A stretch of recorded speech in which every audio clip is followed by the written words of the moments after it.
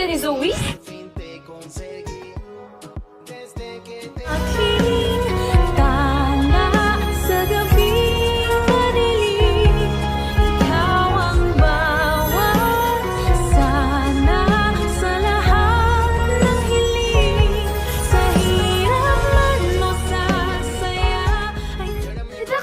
Sila ni Zoe?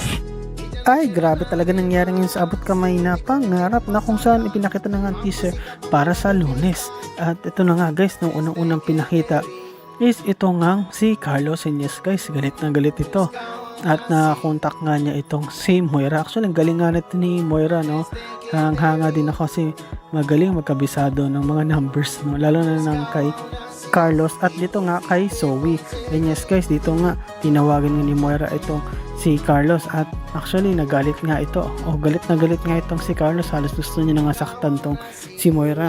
At sabi pa ngayon na walang hiya ka talaga kasi bakit mo pa dinadamay itong si Lynette.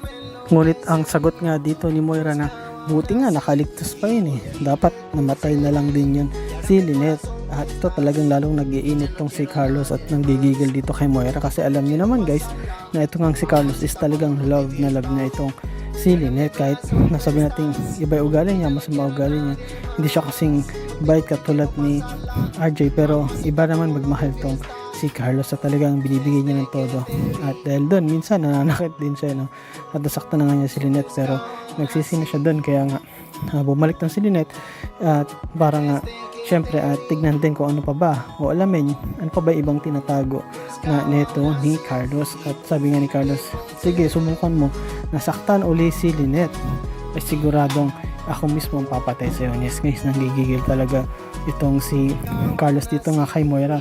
At makita natin dito guys na itong si Moira is natatakot kasi nga unang-una nasa kulungan siya at ikalawa ang reason lang naman kung bakit lumalakas o tumatapang itong si Moira dahil din dito kay Carlos, dahil si Carlos mismo nagbigay ng attorney dito na inisip nga niya na kung ano kapag ginalit ko itong si Carlos baka hindi na ako nito tulungan. Kaya nga sabi ni Moira, sige tignan natin kung mapigilan ko. Alam mo naman na may galit ako dyan sa asawa mo. Ngunit itong si Carlos binalaan pa rin itong si Moira, sinasabi na wag maulit niyan dahil kung hindi is talagang hindi nakatutulungan at papabulok na kita dyan sa kulungan. At samantala pinakita dito guys niya si Lynette na kung saan niya sinasabi niya dito pinachang Susan at dito nga kay Giselle kasi gusto nilang pumunta dito sa kulungan. At sinasabi niya mismo ni Giselle, nalaman niya na ito nga mismo si Zoe is nakakausap pa rin niya ang kanyang nanay. At ito nga nung nahuli ito ni Zoe, no, talagang umamin ito. Sinabi niya kay Lynette na nagkakausap sila, ngunit sinabi naman niya, mami ko kasi yun eh, kaya hindi mo ko mapipigilan na mag-isip at mag-alala. Ngunit makita natin na talaga nagpapabebe pa rin tong si Zoe. Pero makita din natin na itong si Lynette is hindi na siya nakufall o nahulog sa mga dramahan nito ni Zoe. At sabi pa nga niya na sige, siguraduhin mo lang na wala kang kinalaman doon sa mga ginagawa ng mama mo, kasi kung hindi katulad ka rin ng mama mo at may connection ka dito nga sa nangyari kay Lolo Pepe mo. At dito nga guys, sabi nga ni Giselle, sa bagay isa lang naman din sila, pero ngayon punta tayo sa may kulungan na kung saan nandun nga itong si Moira at ipaalam natin na we have the upper hand o parang mas nakakalamang tayo kasi sinabi nga ni Lynette na tignan mo si Moira na ngay nakakulong pero tayo pa yung tatakot o kinakabahan. Kaya nga nasabi ni Giselle na sige gawa tayo ng paraan. At sinabi nga niya o tinanong nga niya dito kay Chang Susan na Chang Susan, are you ready?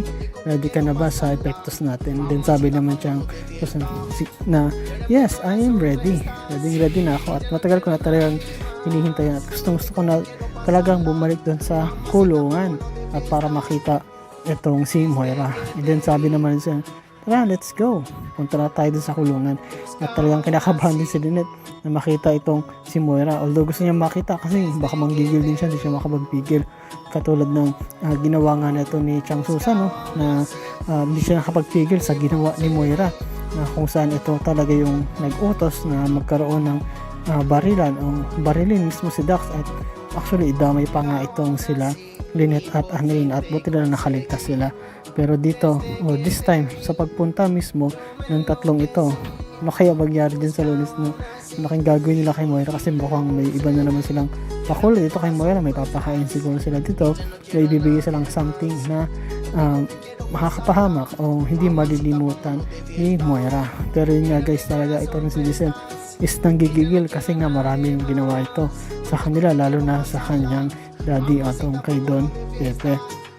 At samantala dito naman na pinakita guys na nag-uusap naman itong sina Lyndon at si Annalyn, no? Actually kausap nga rin yung ibang doktor dito sa Apex. Pinag-usapan pa rin nila yung tungkol sa nangyari. At dito nga medyo okay na nga itong si Annalyn, hindi na nga siya nakakumpay, nakatayo na nga siya, kinausap na lang siya ng mga kaibigan niya nang biglang dumating nga itong si Justin. At sabi nga ni Justin na may boyfriend ba itong si Zoe? Then tatanong sila, bakit? Wala naman siyang boyfriend. Meron siyang ex, si Doc Luke, pero sa ngayon is wala siyang boyfriend. Ngunit sinabi ni Justin na, kasi may nakita ako ng isang araw na kausap niya na ito nga, nakuhaan ko nga ng CCTV video na kung saan nga ipinakita niya ito kay Annalyn at tinanong niya na baka sakali kilala niya, na baka sakali may kinalaman yun patungkol dito nga kay Moira o dito sa kaso. At nung ipinakita nga ito ni Justin kay Annalyn is nagulat itong si Annalyn. Yes guys, sabi niya, si Dax to So magkakilala pala itong si Dax at itong si Zoe. At nagulat silang lahat guys kasi nga ang tanging pagkakaalam lang nila is wala talaga kasi si Dax is star witness o kung isa siya sa mga suspect. So kung kakilala mo yan, so ibig sabihin maaaring alam mo yung mga plano niyan. And at the same time, isip nila hindi naman pwede silang magkakilala maliban na lang kung talagang magkakilala sila. At nakita nga ni Annalyn na talaga nag-uusap itong dalawa ayon nga dun sa CCTV video. At kahit mismo itong si Justin, sinabi niya na may narinig siya na may nalalaman daw itong si Dax dito nga kay Zoe. At sabi pa nga ni Zoe na papatumba kita. At sinabi din ni Dax na bago mo kayo patumba is papakulong kita. In this case talagang nag-iisip sila, no? Itong sila Annalyn, kahit sila Doc Lyndon, kung ano kaya ang connection nila, bakit sila nag-usap, ano talaga yung pinag-usapan nila.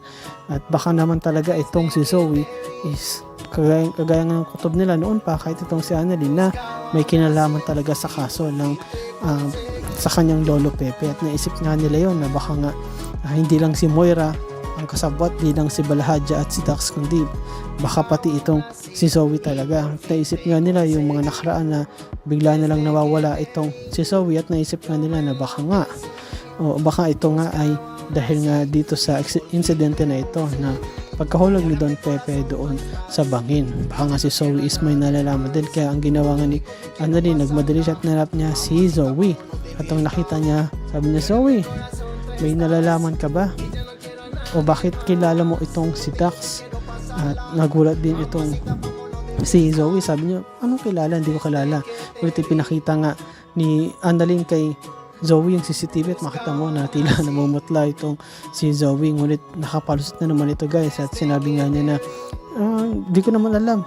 Actually, makikita mo nga dyan na umaalis ako kasi hindi ko siya kilala. Sabi niya sa akin is kilala niya ako dahil daw nakita niya raw ako sa TV palagi at tinatanungan niya yung about kay Moira. Ngunit umalis ako agad kasi hindi ko kilala at buti na lang may dumating ding gwardiya para tulungan ako at awatin yung lalaki.